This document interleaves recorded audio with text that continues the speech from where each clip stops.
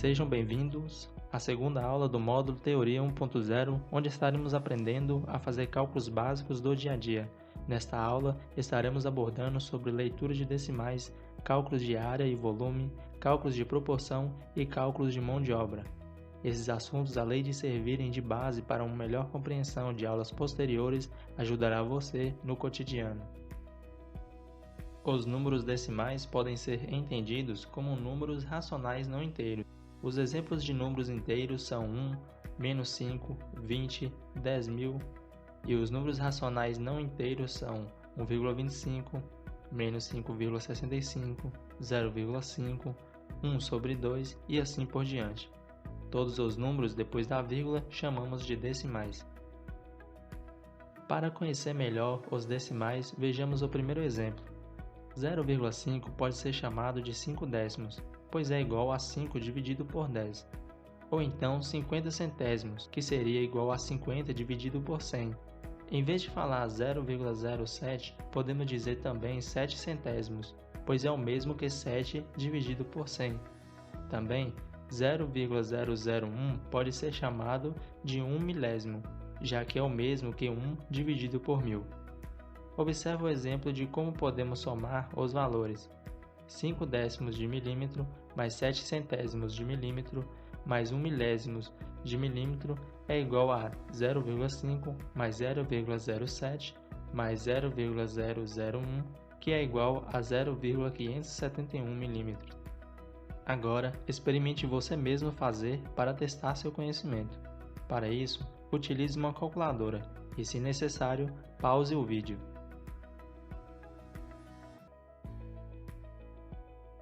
A resposta é igual a 6,032 mm. Tente novamente com este segundo exemplo.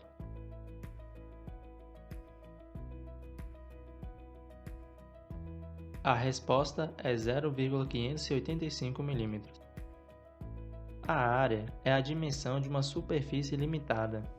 A área do quadrado representado é de 25 quadrados menores. Podemos saber disto contando todos os quadrados menores ou multiplicando a quantidade de um lado vezes a quantidade de outro. Veja o exemplo a seguir. Um lado do retângulo possui 5 metros e o outro também.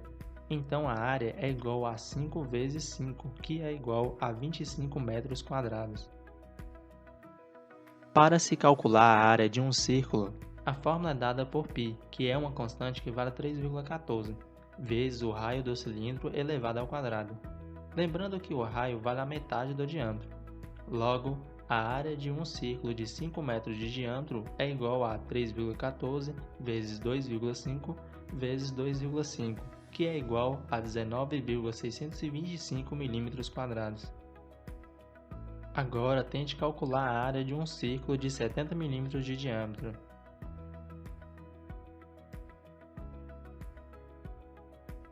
A resposta é igual a 3.846,5 mm. Agora vamos aprender a calcular o volume de um cilindro para saber a taxa de compressão do motor. A taxa de compressão do motor é a razão entre o volume da câmara de combustão e o volume do cilindro. Primeiro, vamos calcular o volume do cilindro que tem um raio de 35 mm e uma altura de 65 mm. Calculando a área, obtemos 3.848,45 mm². Então, calculamos o volume multiplicando a área pela altura do cilindro, que é igual a 250.146,25 mm³. Calcularemos agora o volume da câmara de combustão. A área da câmara é a mesma do cilindro, então basta multiplicar pela altura da câmara de combustão. Obtemos assim o volume de 25.014,925 mm³. Agora montamos a fração, volume da câmara sobre o volume do cilindro, arredondando os valores, ficando assim 25 sobre 250. Simplificando a fração, chegamos à conclusão que a taxa de compressão é de 1 sobre 10, ou como se diz, 10 para 1. Aproveite para treinar. Pause o vídeo e tente fazer você mesmo.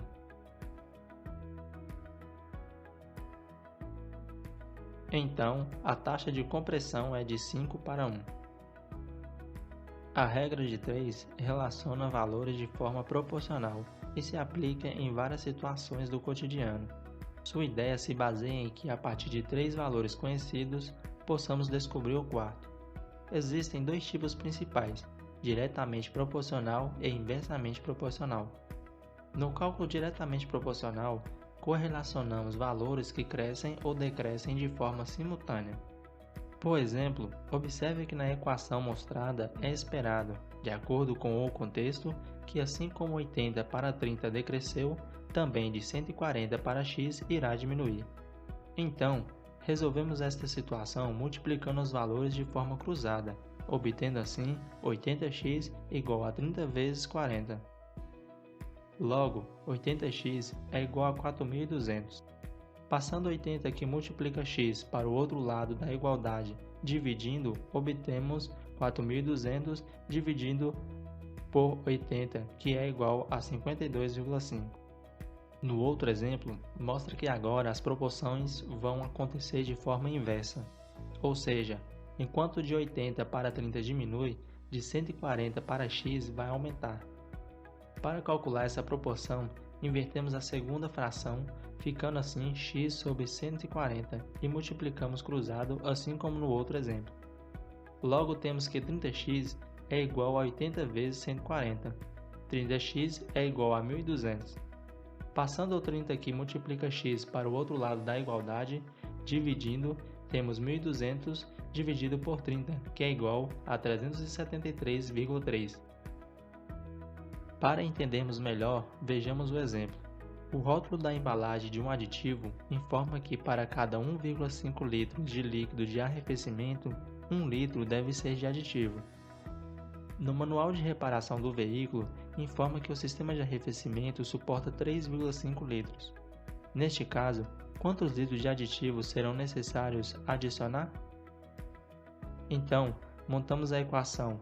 1,5 litros está para 1 litro, logo 3,5 litros está para x litros. Neste caso, é esperado que se coloque mais aditivo, já que a quantidade de líquido de arrefecimento desejado é maior. Então concluímos que é diretamente proporcional.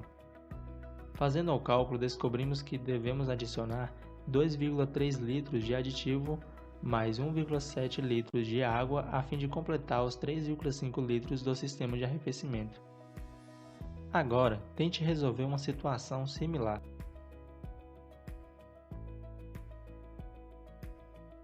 Então, conclui-se que deve-se adicionar 333 ml de aditivo mais 667 ml de água, a fim de completar 1 litro do recipiente.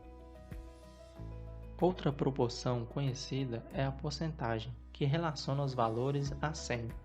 Por exemplo, 70% é dizer que 70 está sobre 100. 100 é referente ao valor total de x, e 70 é referente às parcelas de x. Veja uma aplicação prática. Ao realizar a manutenção do sistema de carga de um veículo, o mecânico observa no manual de reparação que o alternador não pode ter uma variação na tensão maior que 2%.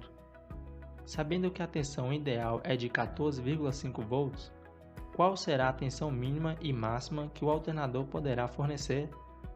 Para saber isto, basta dividir 2 por 100 e multiplicar o resultado por 14,5, obtendo 0,29. Este cálculo também pode ser feito pela regra de 3.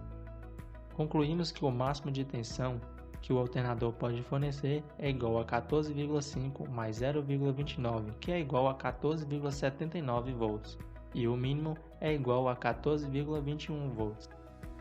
Agora, tente usar a porcentagem para resolver este problema.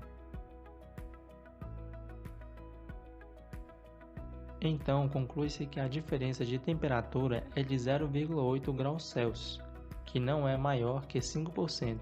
Logo, o sistema não precisa ser reparado. Saber calcular a hora de sua prestação de serviço é essencial para você não tomar prejuízos e identificar se determinado tipo de serviço vale a pena fazer. Vamos observar. Mesmo que alguns trabalhem com um valor de mão de obra, pecam na hora de fazer um orçamento. Este exemplo mostra a forma incorreta de se calcular. Por exemplo, se R$ 120 é a hora da mão de obra e se gasta 1 hora e 45 minutos para se realizar o serviço, muitos acabam multiplicando 1,45 por R$ 120, que dá um valor incorreto de R$ 174. Vejamos o modo correto. Se a hora do serviço é de R$ 120 e o tempo de execução é de 1 hora e 45 minutos, primeiro separamos as horas inteiras dos minutos e então multiplicamos por R$ 120. Em seguida, fazemos uma regra de 3 para saber a proporção dos minutos em relação à hora de serviço. 60 minutos está para 100%, assim como 45 minutos está para X%. Logo descobrimos que 45 minutos representa 75% de 1 hora. 75% vezes R$ 120 é igual a R$ 90. Somando os valores, obtemos que o valor do serviço prestado é de R$ 210. Faça agora um orçamento para a situação apresentada.